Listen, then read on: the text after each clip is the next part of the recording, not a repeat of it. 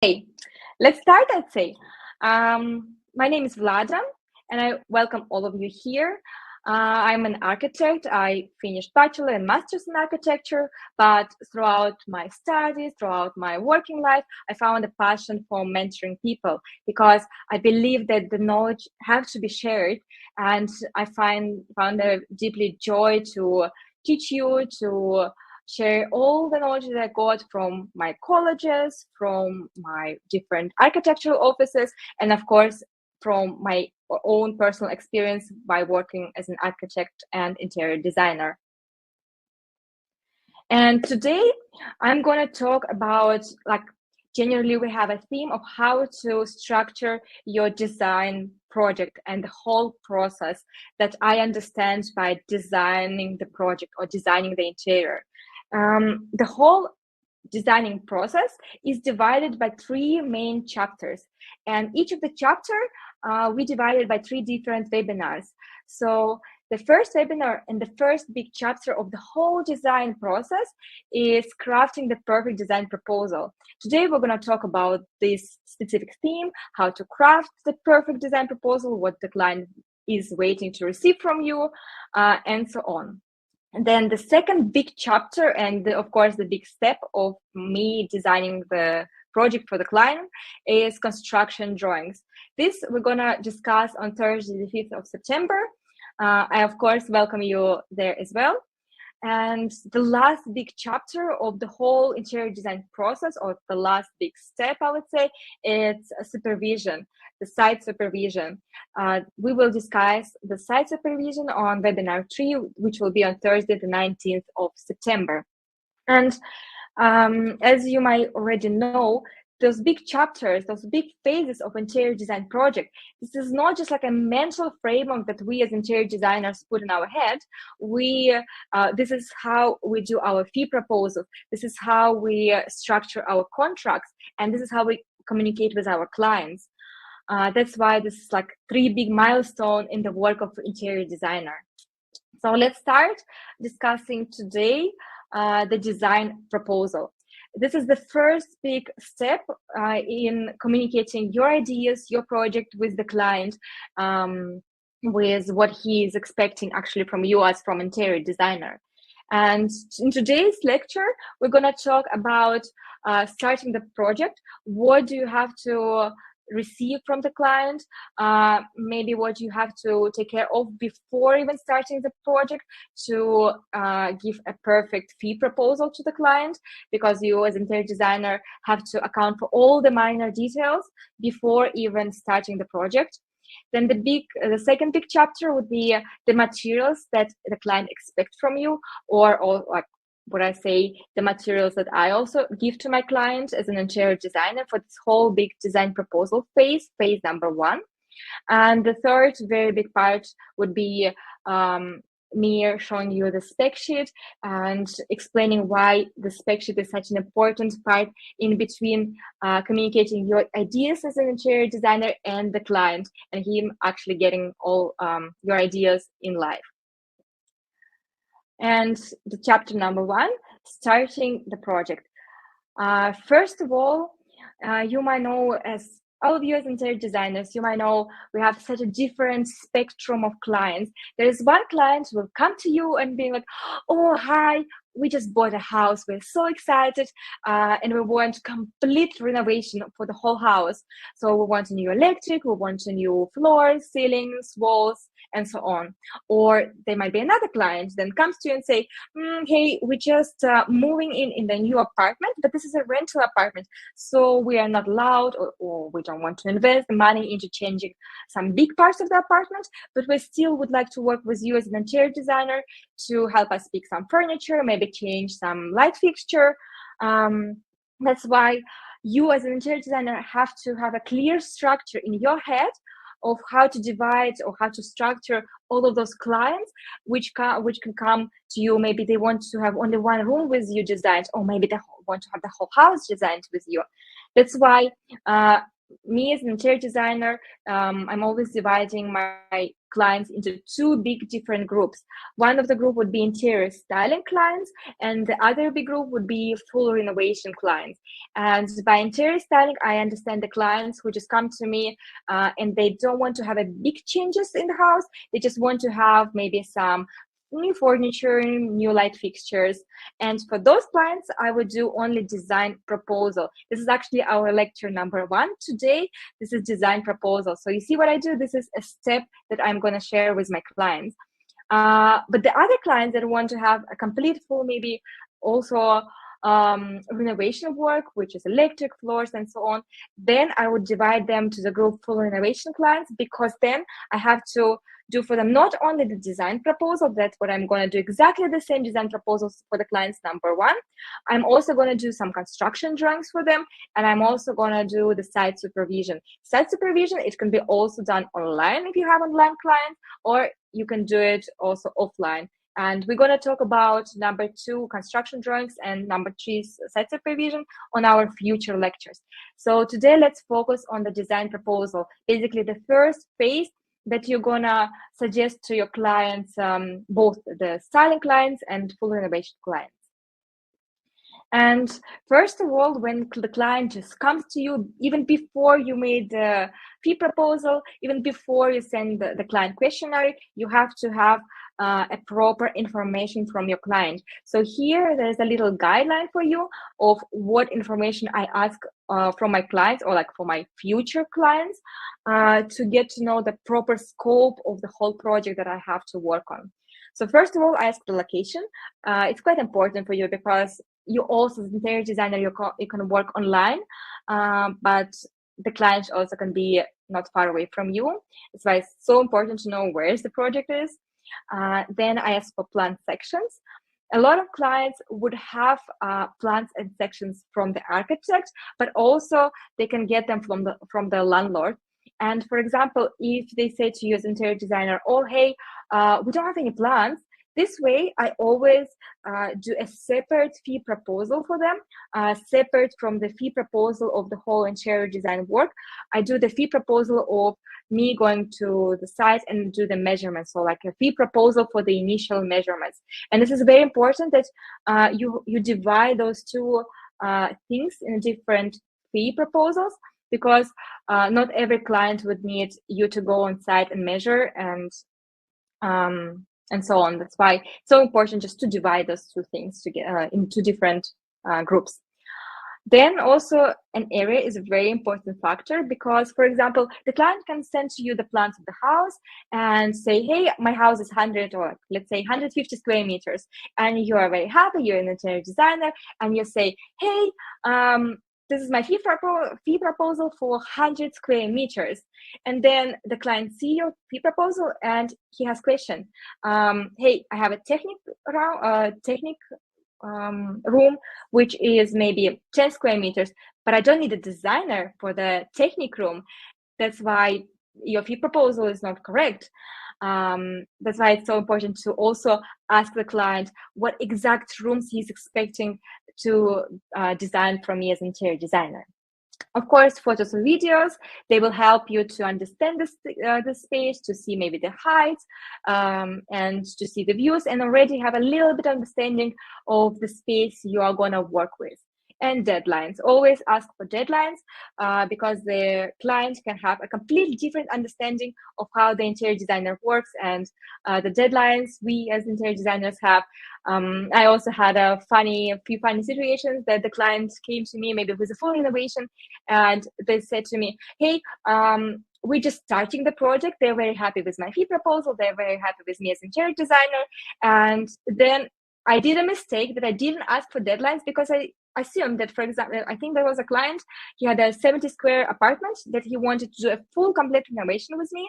And he asked me, he was very happy with my fee proposal, as I said. And then when I started, he signed the contract, he made me advance payment. And then when I started to talk to him, he said, by the way, in 1 week, I will have electric coming to the site. Can you make this in this 1 week electric plans? All other plans, all other design ideas, we can do it later. And I was like, What? Excuse me, the electric is actually the part of the design. And until we come to electric, I need maybe minimum 1 or 2 months until I design the whole apartment, until I convey the design into the construction plans. That's why we just had a very unrealistic background. So important. That's why after that, of course, you all learned on the mistakes. It's fine. It's completely normal that within your career you would have mistakes. Like I also had my mistakes, and this was one client's mistake because he was expecting the whole design from me in 1 week done. After you have your client sign your contract, after you have your client send you the first advance payment, by the way, I take 30% as advance payment, and I don't start working until the client sends me those 30%. I don't even go to Pinterest to look at the images. I just wait for this first 30% comes to my account. I know that some of the other interior designers works maybe with 50-50 base, that the client says send first the 50% and then the other 50%. But for me, it's comfortable to work 30 and 70%. And after the client send it to you, then you can start your work. Then you are as interior designer starting your magic. So firstly, I sent him a client questionnaire. We prepared with me and the sheet. We prepared a free resource material that you will receive at the end of this webinar, and that would be the client questionnaire. The client questionnaire is based on my own personal client questionnaire that I use in my studio, the one that I send to my clients. So you will receive this template maybe for also future clients. The first thing that I ask in my client questionnaire is occupants info. Of course, you have to know how many people live there in an apartment, or maybe they're expecting a baby on the way. There's also a question about pets, if you have to take care of the cat or a dog as an interior designer. And then the next big section of client questionnaire is style and colors. So sometimes the clients would say, oh, I like a Scandinavian style and I love green, but I hate orange. And you would be like, okay, that's already good to know for you as an interior designer, because then you know how to work with this client. That's okay, orange is out of the question. Then you ask for visual inspiration, and of course 99% that will be a Pinterest images. As my small tip for you, I'd never ask the client to send me all the images that they saved on Pinterest board. I ask him to send me a link to their board on Pinterest. That's kind of make your process, this whole process of sharing the images way easier. So you can, as an interior designer, or maybe also your team, can join the board that the client already have, and throughout the process, throughout the project, the client will always add some nice images and you always can see them. One of the main chapter, I would say, of interior of the client questionnaire would be atmosphere. And by atmosphere, I understand the question that are not related directly to the design of the whole apartment, but more about the feelings of the client. So there I ask to share with me the emotions they want to have in the apartment. Do they want to have this feeling of coziness or likeness, or maybe they want to have this a little bit of a party feeling? The next big question is to share with me their happy place. And by happy place, I mean, and I have this in client questionnaire as well in comments that I ask for a happy place, maybe mountains, a nature, a beach, or a big city, maybe London, New York, something that the place where they feel happy. And this is so important for you as an interior designer to base your interior concept on this feeling that the client shared with you, because imagine that the client said to you, oh, hey, I want to have a beige apartment. I love beige. The Pinterest pictures beige apartment are super, and all you have is Pinterest pictures that are beige apartment. And then of course you work with those pictures and you show the client then the design proposal of the beige apartment. And then another way, when you ask to him about the happy place and the client still send you this beige Pinterest pictures, but as a happy place he said, oh, I like a beach maybe and the sunset. And then in your mood board phase, you share with him that the whole beach concept of your house, of your interior design, is based on the white sun that is on the beach. Maybe there is a little bit pink colors because of the sunset. So then this, what you essentially do, you connect the interior with the client's feelings. That will make you as in like very stand out as an interior designer. And then, of course, details. Maybe they want to have something special. Maybe there's a big, large things that they need to store, like skis, snowboards, and so on. I also ask about personal beliefs, about religion, about maybe feng shui. If they would like to me also incorporate this parts of the personal beliefs into the apartment, into the design. And then in a client questionnaire, of course, I ask about budget. Next, we have a sample. As I already mentioned to you, you will all receive the sample of my client questionnaire, which also I hope will be helpful for you as in the future for your clients. And the way it works, the ones who's going to stay at the end, by the end of the presentation, they will directly receive a link on the screen to transfer you to the next window with the client questionnaire, or the other ones will also receive it per email, and you will also receive the recording of this whole meeting per email. So don't worry if you can't stay until the end. You will all receive the free resources that we prepared for you.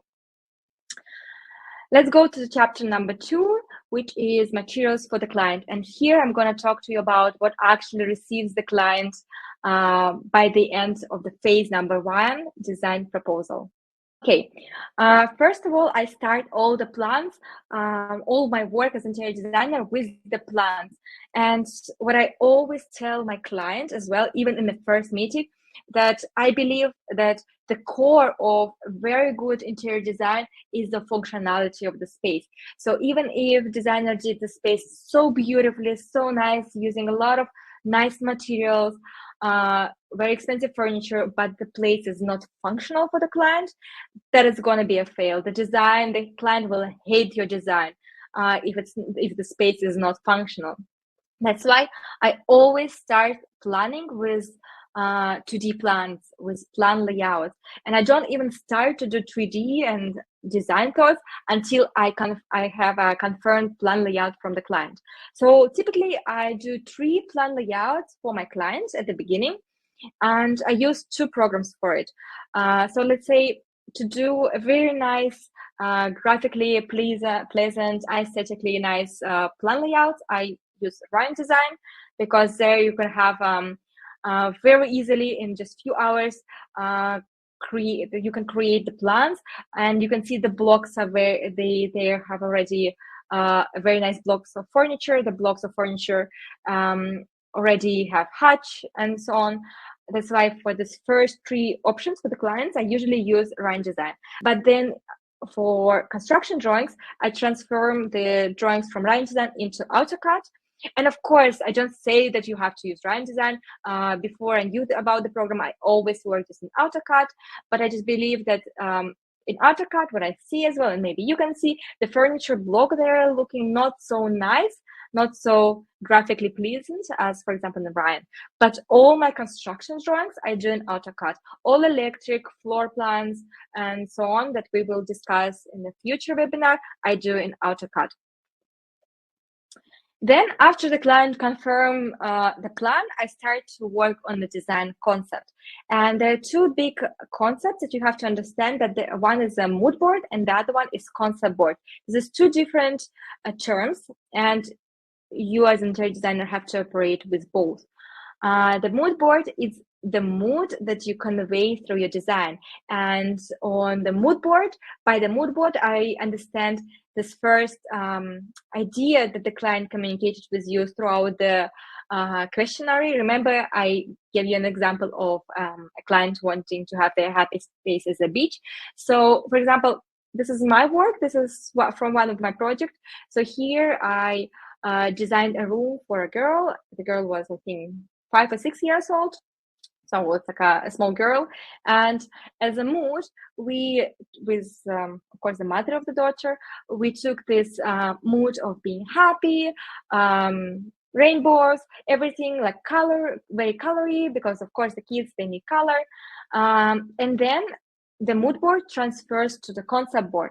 And concept board, there could be your collages, maybe there, you already have a little bit of perspective there, but it's not 3D yet. But here we already have maybe one or two real pieces of furniture implemented into this concept board. And then of course the colors, you're showing what exact colors you are planning to use then in your 3D design. And for this, I suggest you to use, of course, Photoshop. As an interior designer, I think you all very well aware about this program. You work with Adobe Cloud. It's quite an easy actually program to learn and to create all of your mood boards and collages with this program. But alternatively, there's a Canva. It's a free online program where you also can create the same mood boards and concept boards. Me personally, I never worked in Canva, so I can't recommend it to you because as an architect, especially at the very beginning at my offices and my colleges, I always used Photoshop. But of course, it's up to you to decide which program you would like to use for your mood board and concept board. So then you take the mood that the client described in the client questionnaire, you transform it into the mood board, and then your mood board. I usually send the clients maybe 1-2 mood boards to see if they're happy with the flow of my thought. And then I transfer this to the concept board. And concept board, I maybe sometimes I do send it to the client, sometimes I skip this step and go directly in the 3D design. This is of course up to you as an interior designer to decide if you want to add this extra step, or you decide that no, it's okay for me just to determine the whole mood of the project and then go directly into the program to work already with the furniture, with the colors. Maybe even for you as an interior designer, it is easier to understand in 3D how this whole space works. So then going to 3D, as I already told you, I never start 3D modeling before the client approves the plan, before we have like a final layout, because otherwise, imagine, as an interior designer, we are very creative people. And of course, we have maybe 5-10 design ideas that we want to show and share with the client. And imagine on top of you wanting to share maybe 5 ideas, you also have 3 different plan layouts. So to each plan layout, you would have this 5 ideas. So 3 plan layouts, 5 ideas, you would have 15 things that you would want to share with the client. That's why I always say to my students that first wait until the client said, okay, this is my final version of the plan, I'm very happy with it, let's go to 3D. Then I go to 3D. And for modeling, I use SketchUp. I think it's quite an easy program as for us as interior designer to communicate our ideas with the client, to change colors, to do revisions, to put different furniture, because of course the SketchUp has a big library of objects that you can choose and you can put into your project. And of course we have also 3ds Max for realistic renders, but with this program you have to be very careful. This program, I would say, it's completely different world. And there's even a separate profession that's called 3D artists who is working in 3ds Max. If you don't know how to work in this program, I would never recommend you at this stage of your career to go and learn it. There's other ways how you implement this into your design flow. For example, how I actually do it myself. And of course, as an architect, I know all of the programs. I know 3ds Max so well. I can model there. Before I started, like maybe my first few clients, I actually modeled for them in 3ds Max. And then I noticed that I just lose my time by designing and then doing some changes after the client maybe wanted to have some changes, and then again visualizing and rendering and taking so much time. And we as interior designers, we have to focus on that we are the person who creates design. We have to be careful not to be the hands who is actually working on implementing our design in real life. That's why what I usually do, I hire freelancers of 3D artists to work for me if the client wants a 3D design from 3ds Max, like let's say realistic renders. And how I do this, how I communicate this with the client. So at my very first client fee proposal, at the very first stage, I always have maybe like a sentence.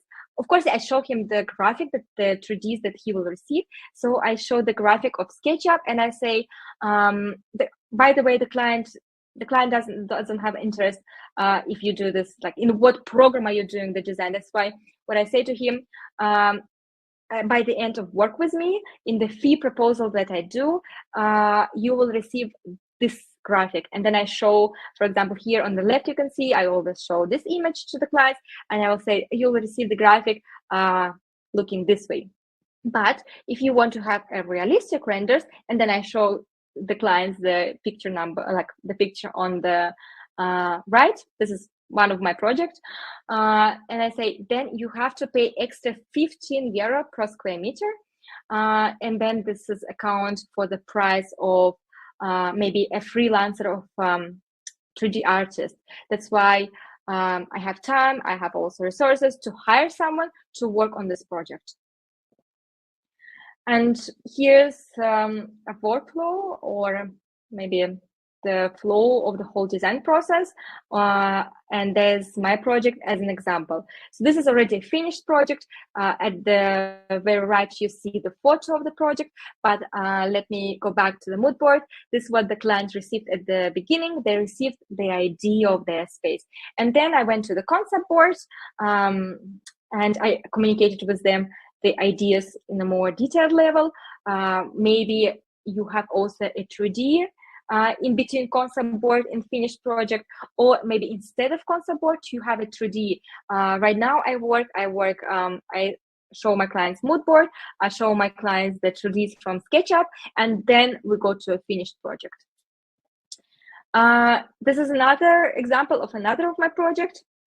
Here on the right is also a finished photo of the project. And here we have, for example, if I'm going to talk about exact this project, here we have a divorced woman who are very happy with her new state right now. She wants to explore, but still she's a woman. She wants to have in her bedroom this softness, and all of that she described me in the client questionnaire. So taking her emotional state at the moment, I created first the mood board showing that the preliminary colors and preliminary mood of the whole bedroom, it would be those soft nude, maybe a little bit pink colors, reminding the sunset vibes. But also I'm gonna add a little bit of these chic vibes to encourage her to explore, because of course the new step of the life, and with interior designer have to encourage our clients to feel good about their state at the moment. So then we have a concept board that I showed to her, and of course you can notice that the bed from the concept board is actually the exact same bed that I used in the finished project, the exact same bed that she bought at the end of the project. That means in concept board or also in your 3D, either renders or 3D images from SketchUp, you already have to use the real furniture. The client at the end have to know that he can actually do your design in real life. And of course, here it leads us to the very important step of communicating your idea with the end client, is to communicating which exact furniture they have to buy. And of course, for example, here I have a confirmed 2D from my client. This is actually one of my recent projects. And as you can see, the whole graphic, everything is from SketchUp. The client was very happy with my design. And then, of course, the question that, of course, you'll receive, where can I buy the furniture that you showed in the 3D design? And because you're an interior designer, you already did the design, you have to be sure that you know where to buy the furniture while designing and while doing the 3Ds. Because imagine the client comes back to you and say, oh, I love this bed, I love this chair and table, and the carpet, of course, where can I buy it? And you say, sorry, I don't know, I have to research right now. And you start to research, and then you understand maybe this is out of the budget of the client, or maybe it's not exist at all. That's why me personally, I always just while designing in SketchUp, I have another maybe website open where I already start to do the spec sheet parallel to my 3D design. And the reason it's so important to also give your client alternatives to each of the furniture that they use in the interior design is that at some point of the project, maybe for you, the small desk that costs 150 would be okay, or maybe you think 600 would be too expensive for my client. But then if you show the option to the client will actually go to the link of the product and say, that's actually 600 is okay for me. Even if at the very beginning he wasn't ready to give out 600 for the table, by the end of the project, he might be ready or maybe have a different financial abilities. That's why me personally, I always give maybe 5, 6, even sometimes 7 options for one of the furniture object that I use in my interior design proposal. It's also important to communicate with them the colors. Let's say here, this design, I use the bold color, like not a bold, but a bold design solution of using the blue bed rather than a normal typical beige bed, because beige is such a neutral, universal color. So what I do actually, I send to the client this design and I send to him my spec sheet where I have, of course, the blue bed and as an alternative beige bed if the client wouldn't feel the courage of maybe buying something colorful. But also what I always do, like let's say the client said to me that he has a budget of maybe 1,000, 1,500 to give out for the bed. And of course, I will give him an options within his budget, but I will also give him an option which is a little bit maybe more expensive, but high end. As you can see here on the right, let's say the client said to me he had a border of 1,500 for this bed, but I offered to him a bed for 2,500 because I think this bed just looks nicer and the quality of the bed is actually better. That's why what the client actually wants to see at your spec sheet, he wants to see options. He wants to being able to choose himself if he is, maybe to feel good to buy something more expensive as he wanted to the very beginning. And of course, to also go and click on the links to have a look at all the furniture himself.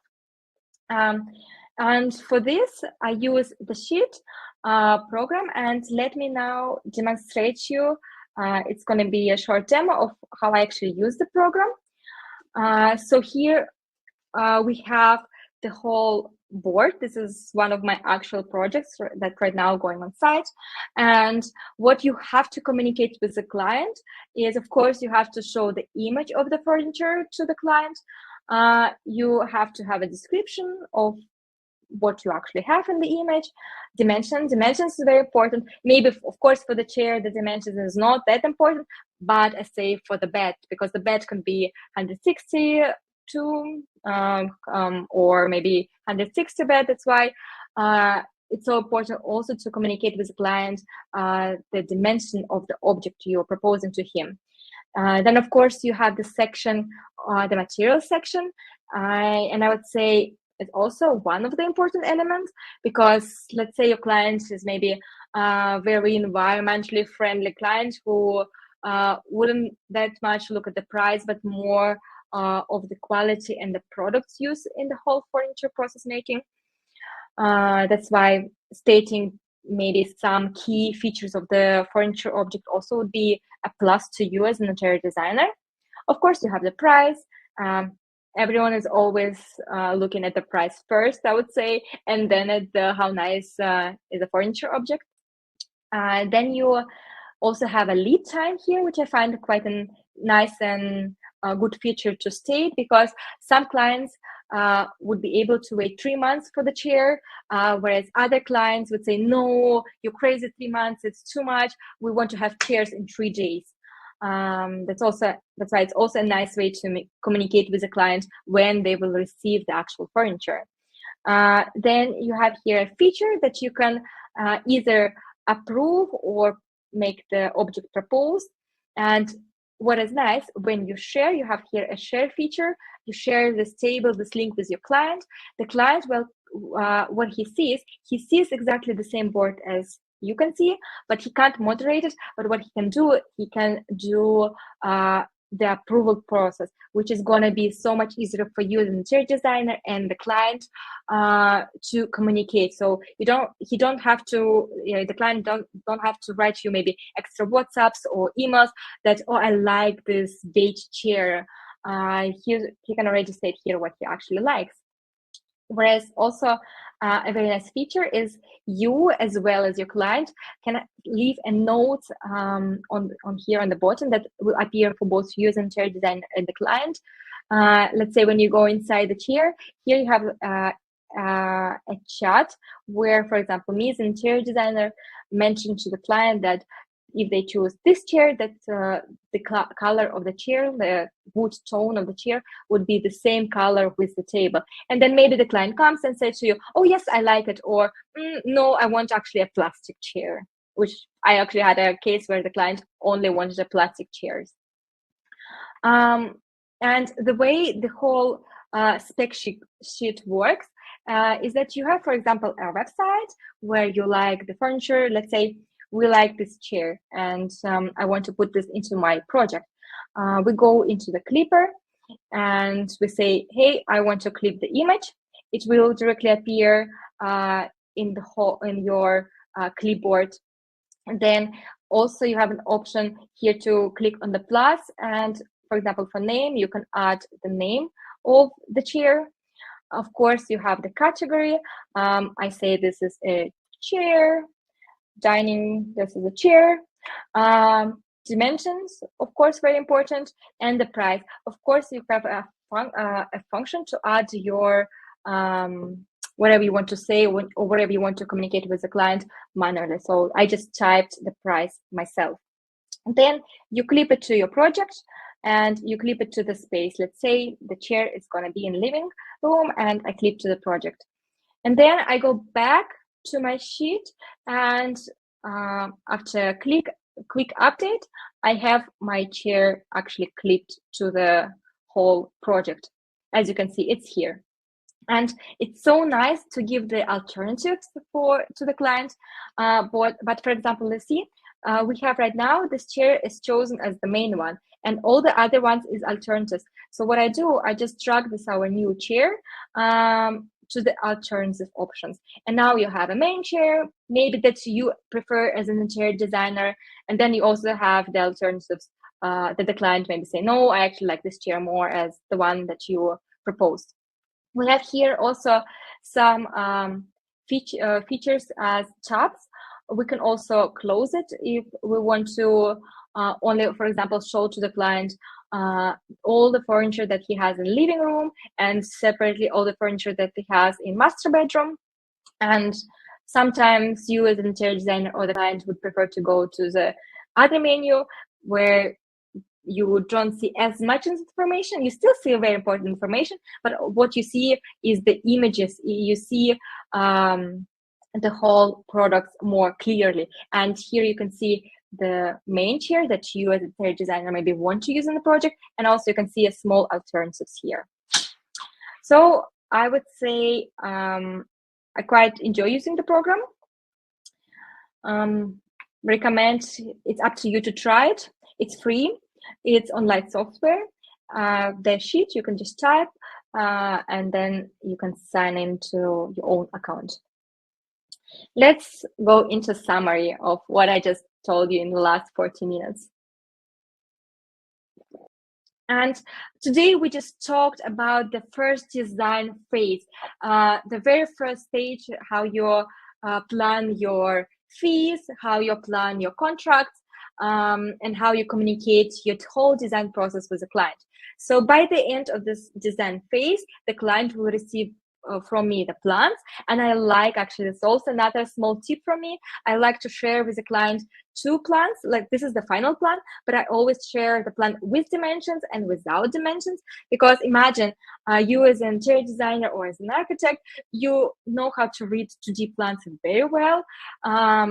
You straight away look at it and you can say, okay, this is the dimension line and this is the bedroom outline, but the bed outline. But your client, for him, it's going to be a little bit too messy, but he still wants to know how big is their bed. That's why I will always just share two plans, one with dimensions and one without.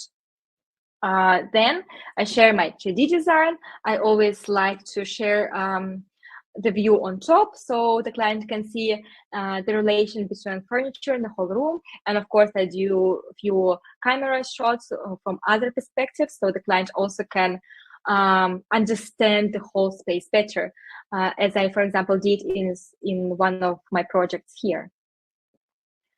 Another also maybe a good idea for you to think about it, I always add technical details while presenting him the whole design concept in 3D. So I have the presentation arranged together. First of all, the client, of course, will see the mood board, then he will see the plans, then he will see my 3D design, and at the very end, I add some technical details. First of all, for the client to understand how he is actually going to do your idea in life. And for example, let's say in this project, I propose to him to use the marble slab behind the bed. But of course, we all know marble is so expensive, blah, blah. That's why I'm trying not to scare my client away from my interior idea. So here I describe to him that, of course, if the marble is above your budget, then we can use a large tiles. And of course, I also add some technical details here that those tiles can be either 60 by 20 or 120, or 60 by 120 or 120 to 240. And of course, a little bit about maybe LED stripe.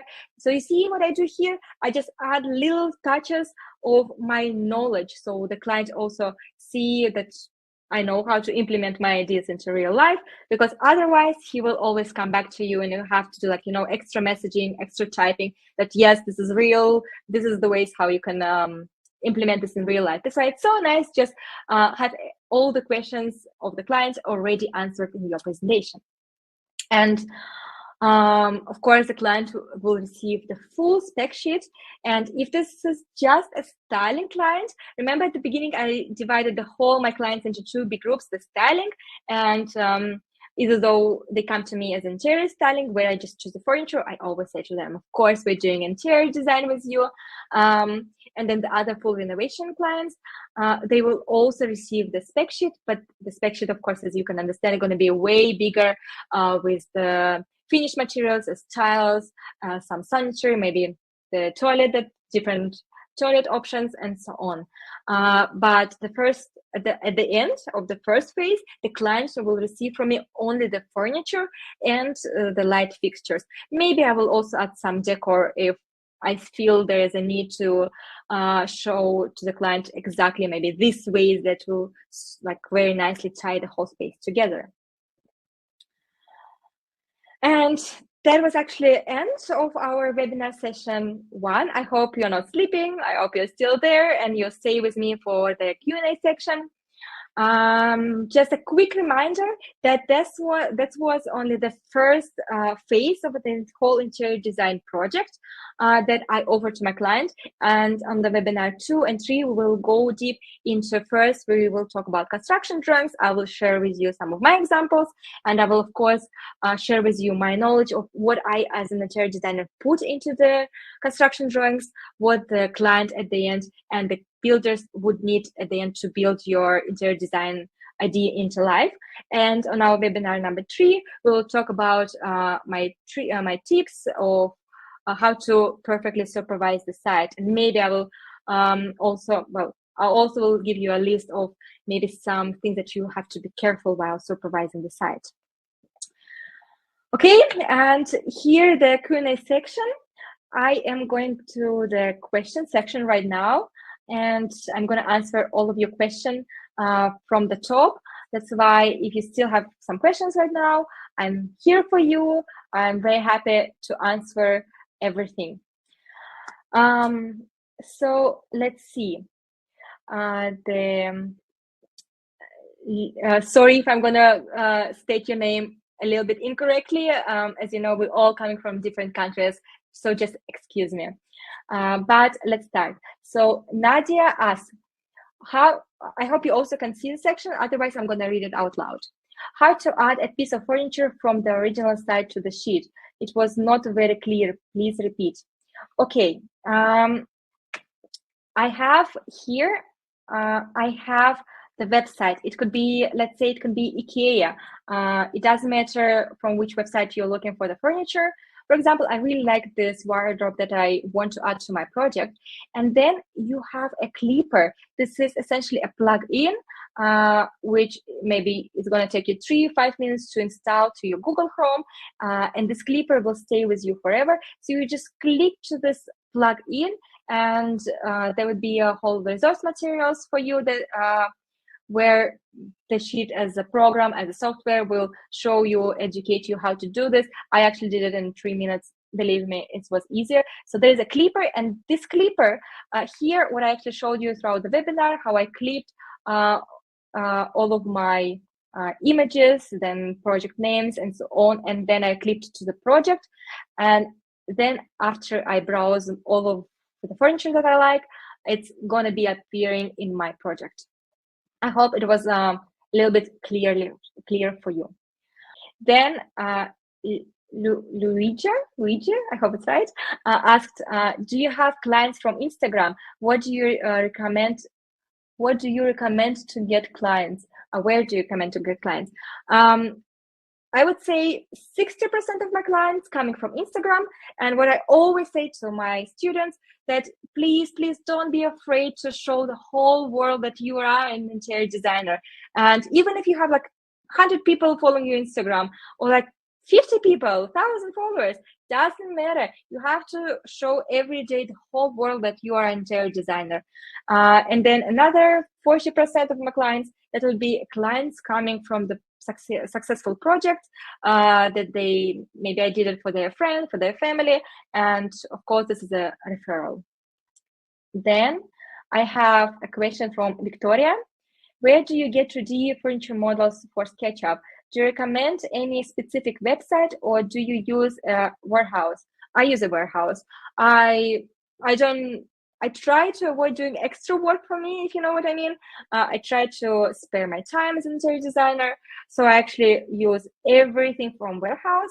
Sometimes, of course, you can have the situations that you saw a perfect sofa, but you can't find it on warehouse, or maybe it's going to take you too long to find it. So what I typically do, I maybe pick 1 or 2 objects that remind me to the sofa that I like, and then I like maybe do 5 minutes quick modeling to take maybe pillows from this sofa, the shape from another sofa, and then I combine it together myself, like modular furniture, but from already existing furniture. Then Michaela asked how to find the objects if you have a client who is from different country from yours. Oh, that's a good question, because I actually work also online. I have a lot of online clients.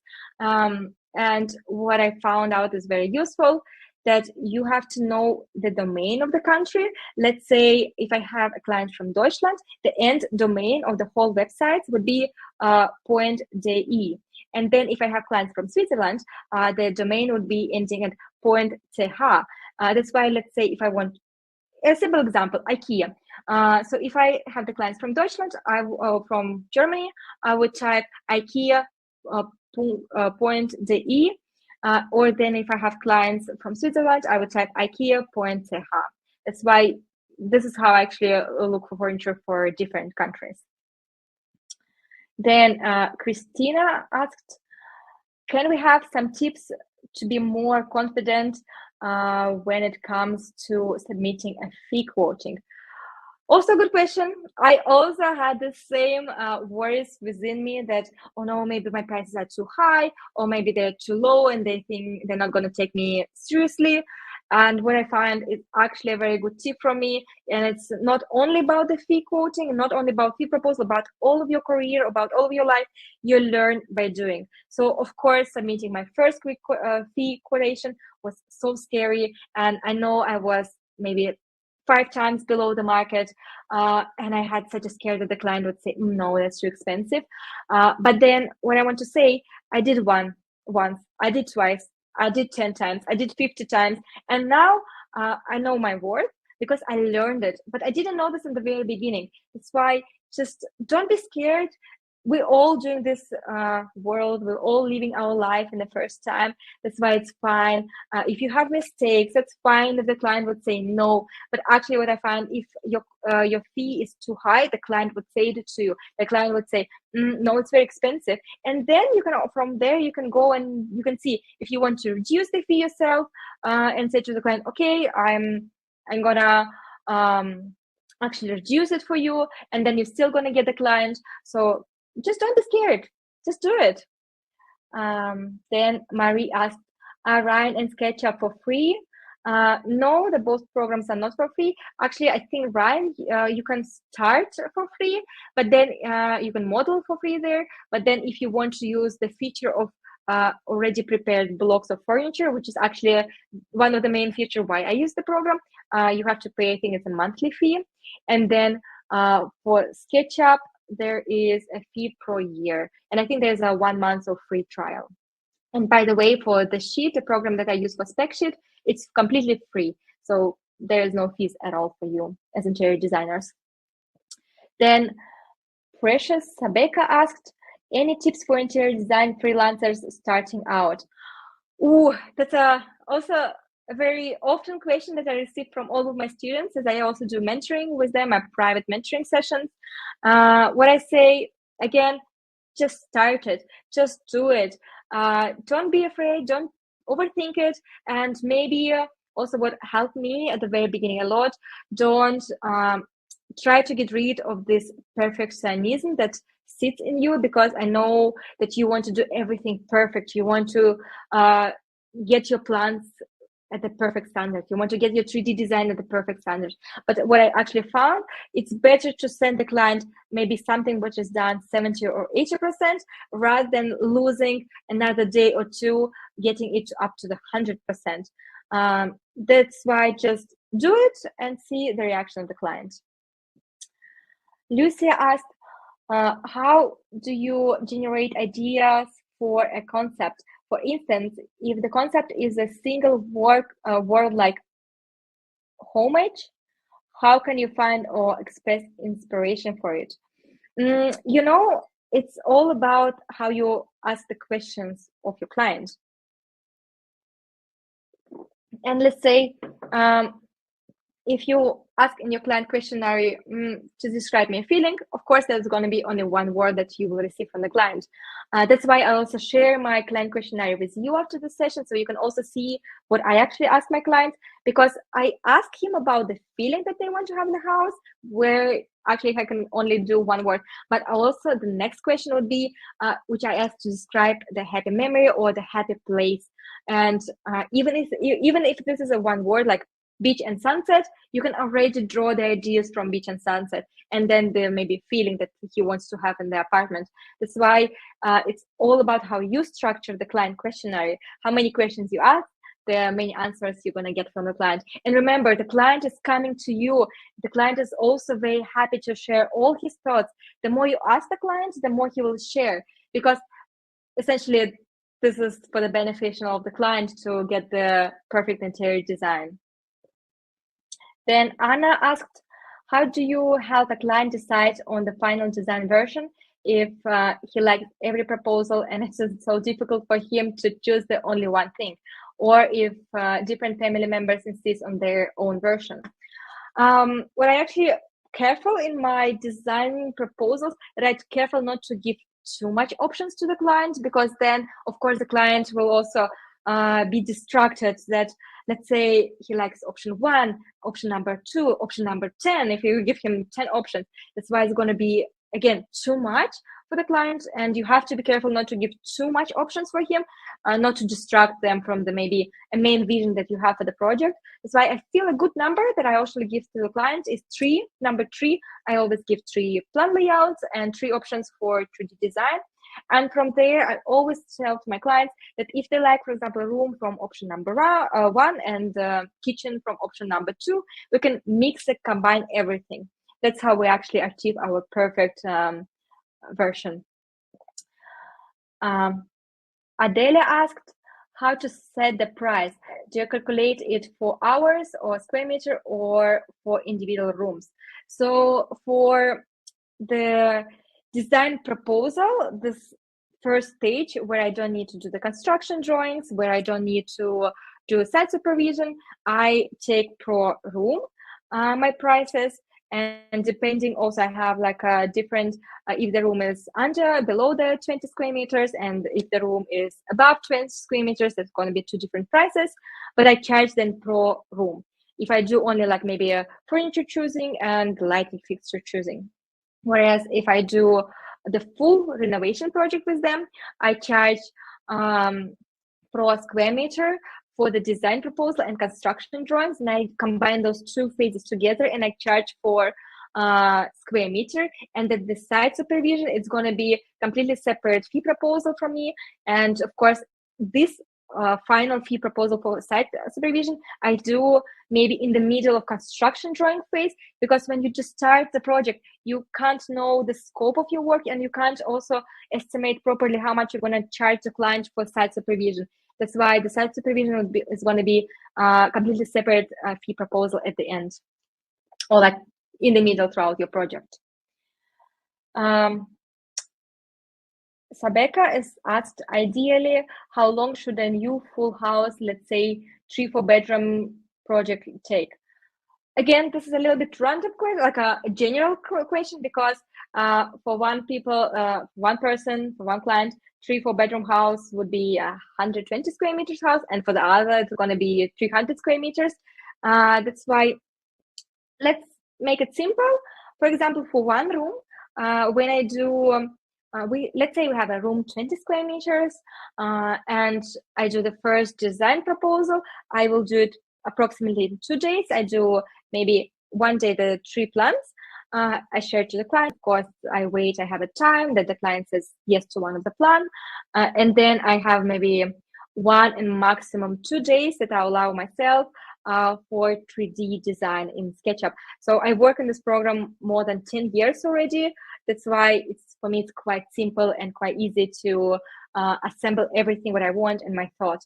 I always ask my students to start trying to use SketchUp. Of course, at the very beginning, it's going to take you maybe a week to do the same room that I will do in maybe half a day.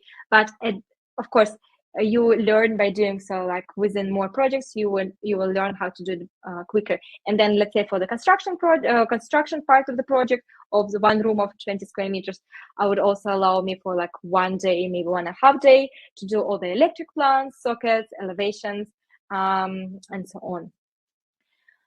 Where can I get the free resources from webinar client questionnaire template? As I said, you will receive an email which will have a link to the template that we set up together with the sheet. Or if you stay at the end, when I say bye to you, this website also will have a link for you to take to the free resources. And after each webinar, we prepared with the whole team, with the sheet team, also free resources. So if you are interested and if you liked what we share with you, also come and join us, because you will also receive a free resources at the end of every session. Okay. Oh, I see a few new questions. I hope my team says it's okay to take another maybe 5 minutes to answer them. Okay, and if the team is not agrees, because we're already over 1 hour, the team can show and say it to me. But I will answer Rika's question. Can you tell us your daily life when you got your first job? Like what time do you go to work and all of that? So I actually started my interior business while working full-time as an interior designer or as an architect, and actually even while studying. The first maybe 5 years when I was completely crazy for me, because I did my master degree, like first my bachelor, then my master degree. At the same time, I was working 2 days as an architect in the office in Switzerland, because I did my master's in Switzerland.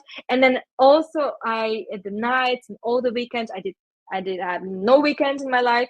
I was working on my interior clients, but of course I couldn't take as much interior clients as I do take now. But then when I finished my college, I changed to 100% working as an architect in an architectural firm, first in Switzerland and in Germany. And I always did my interior clients over the weekend, because I started my business and I started my Instagram. And by the time I had like 2,000 followers on Instagram, it was 3 years ago, and still I had clients from Instagram because I was posting as an interior designer. I was sharing my project. It's what I tell you and encourage you just to share your ideas, interior projects with the whole world on Instagram. Even if you do the project for your family member or for yourself, you don't have to tell this Instagram, this is my family member, or this is my friend. You say, I'm doing a project for the client. That's how you get new clients, because you share what you live and how you live and what you do. And then coming back to your questions, I gradually switched from 5 days working to 4 days as an architect, and then I allowed myself for one extra day that I can take more projects. Then I switched to 3 days as an architect and 2 days as an interior designer. And since May this year, I completely quit my architectural job and went full-time as an interior designer. Then the next question, Rajesh, I hope it's right, sorry, asks, hi Vlada, nice to meet you. What is the basic budget for residential space around 200 square meter in your city? Oh, again, this is very complicated. I can't say you directly, oh, that's going to be like, let's say 50 square meters, 50 euro per square meter, because it depends. You also have to know how the space looks. Maybe this 200 square meters would be with the ceiling heights of 3 meters, and the other ceiling heights would be 6 meters. That's why I just can't say this, and I can't always tell to the client when the client comes to me with exactly the same question. I always ask for my client these 5 things that I already listed at the very beginning of our webinar. Remember, the location, I think, was area, photos, videos, and only after seeing all of that, I can place a proper fee proposal, if it makes sense for you. Then Rika asked, is there a big competition in interior design career? I would say there's a big competition everywhere. We have there's 7 billion people on our planet, and or maybe now it's even more. I just speculate the facts, but of course there's a big competition in every profession. If you're an architect, interior designer, or I don't know, IT professor or IT maker, IT specialist, and a banker, there will be always a competition. But please don't be scared of the competition. The world is rich on the clients. There is always a new generation that maybe right now, when you are starting as an interior designer, they're 25 years old. Then in 2 years, then when you have an experience, they will be 27 years old and buying their first apartment, and then they will be coming to you. So don't forget that people are always growing up. People are always moving to the new apartment, buying new houses. That's why if you share everything, what you do on your social media, if you share with the world that you are an interior designer, then you will find your clients. Palki asked, I feel the client will not like my work, so how can I overcome that fear? Again, we already talked about the fears. You're never going to overcome the fear just by sitting on your chair and thinking, oh, I'm very scared to send this first design proposal. Oh no, what the client will say. You overcome your fear just by doing. This is the only way. This is really, really the only way to overcome every fear in your life, is just going out of your comfort zone and just do it. And you're going to be scared with the first client. With the second client, you will already get a little bit of confidence. And then with the client number 10, you will be like, that's no problem. I'm going to send here like 3 options, and yeah, they 100% going to like something. Coming to the last questions, I hope, or we have Shawa asking, I'm currently doing job in interior design field, but I want to do freelance work. Should I quit my job? I'm confused. That's exactly what I told about me being an architect. I was also confused in the beginning, and I also, of course, I had to get my income from somewhere. And at the very beginning, you don't have clients to get your income. That's why I always would recommend the way I did it is to first, from your full-time job, gradually go into part-time job, like let's say ask your boss to work maybe first 4 days a week, then 3 days a week, and just to get more confidence and more clients for your firm. Jovan asked how many softwares we want to learn before going to project. Oh yeah, good questions. A lot of softwares, but at the end, all of the software will make your life easier. And when you grow your entire firm, then of course you would have for each software different person who is gonna work for it. For example, as I already mentioned in the whole webinar, that you don't have to know 2GS Max. You just can hire a freelancer to work in this program. Cyril asked, sometimes clients want to know how much will cost the site supervision before say yes to you. I hope my question is clear. Yes, it's clear. You can say to them, of course, you can give your fee proposal to them, but then you can also at the end of your fee proposal say that please allow for 20% increase of the price, or maybe also plus minus decrease increase, depending on how the project goes. But let's say, for example, when I worked even with architecture, when I worked as an architect, we never said the client the end cost of the project, or if the client was like, okay, I want to know it right now at the beginning of the project. For example, the architects charge 20% to their costs from the whole cost of the building, from the cost of the building. That's why maybe this is also a scheme that's gonna suit for you. So if the client comes to you and say, hey, I want to know all the prices right now at the very beginning, then you can maybe get to know more details about the project and then calculate I don't know, 10, 15, 20% of the whole cost of the project, and then say this is going to be my cost. But then not only for the site supervision, but for all of the stages of your interior design. And then you could say this is approximate prices. And then when we go through the whole process, it can be a little bit more defined better. Okay, 3 last questions.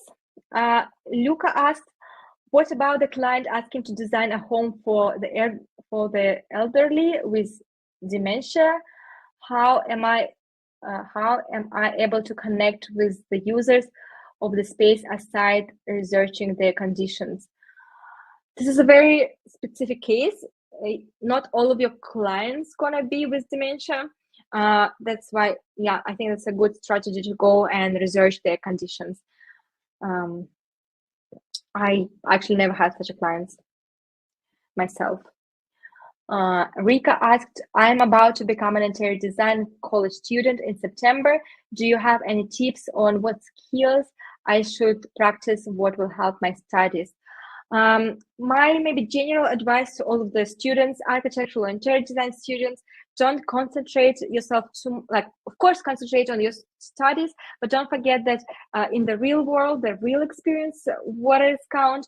That's why maybe, again, throughout your studies, find the time to maybe find some weekends to design a house or even one room for yourself, for your friends, for your family. So you will also have this real life experience, not only what you will receive in college. And then the last question from Rika, how much do you think is the average salary of an interior designer 1 to 5 years into career? Again, the salary of interior designer, let's say in Switzerland, is going to be, I don't know, about maybe 6,000-8,000. In Germany, that would be about maybe 3,000-4,000. Somewhere else on the world is going to be less. I can't tell you about your country, if it makes sense. And I think that was all questions that I had in my question section. Then I'm going to say bye to you, and I hope it was useful, helpful, and I hope you enjoyed this whole session. It was a little bit over 1 hour. I hope my team, very sorry to my team, but I really liked chatting to you. I really liked this experience with you. It was new to me, and I hope you got very useful information from me. And of course, reach to me. Here again, there is my Instagram. Here is the Instagram of the Sheet software. If you have any questions, just reach out to us. We're on Byte. We're going to answer to you. And I'm waiting for the webinar number 2, and I hope you can join me on the webinar number 2. So goodbye, and thank you for being here with me.